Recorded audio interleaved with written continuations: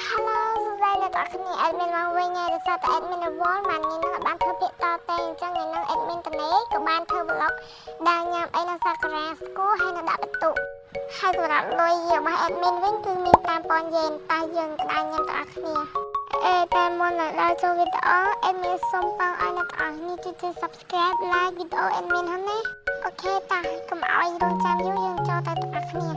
ឡូវនេះយើងបានមកហាមទីតាំងមួយហើយហាមទីតាំងនេះគឺមានឈ្មោះថាកាហ្វេអញ្ចឹងតើកុំឲ្យខាត់ពេកទេយើងចូលទៅទាំងអស់គ្នា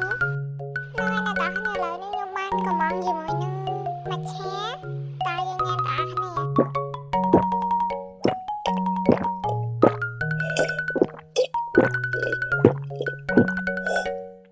សម្រាប់មច្ឆាមិញនេះគឺថាឈ្ងុយខ្លាំងមែនតើខ្ញុំរ៉េតឲ្យ910ចឹងយើងនៅសល់លុយ4800 yen អញ្ចឹងតើយើងទៅមួយកន្លែងទៀតដែលហាងនេះមានឈ្មោះថា Ramen Stop តើឥឡូវកុំឲ្យខាតពេកយូរយើងចូលទៅញ៉ាំទាំងអស់គ្នាឥឡូវនេះខ្ញុំបានកំងជាមួយនឹងបាយឆាតោះយើងទៅញ៉ាំទាំងអស់គ្នាឥ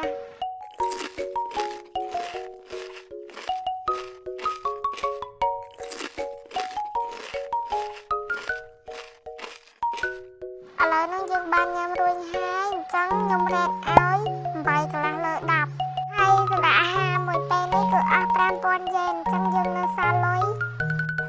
4300 yen តើយើងចូលទៅមួយកន្លែងទៀតឥឡូវយើងមកដល់ទីតាហាងមួយទៀតហើយគឺមានឈ្មោះថា Sushi ឥឡូវខ្ញុំបានកំងជាមួយនឹង Sushi មួយសេតហើយអ្នកទាំងអស់គ្នាតើយើងញ៉ាំទាំងអស់គ្នា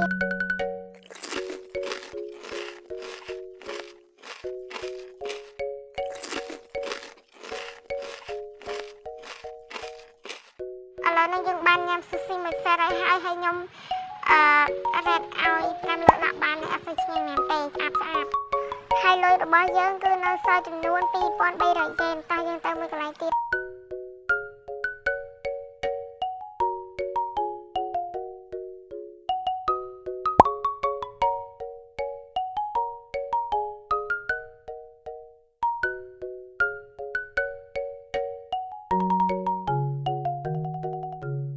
តើឥឡូវនេះយើងបានមកដល់មួយកន្លែងទៀតហើយគឺជាហាងភោជនីយដ្ឋានមួយកន្លែងតើឥឡូវខ្ញុំបានកំងជាមួយនឹង steak ជុំយើងញ៉ាំទាំងអស់គ្នា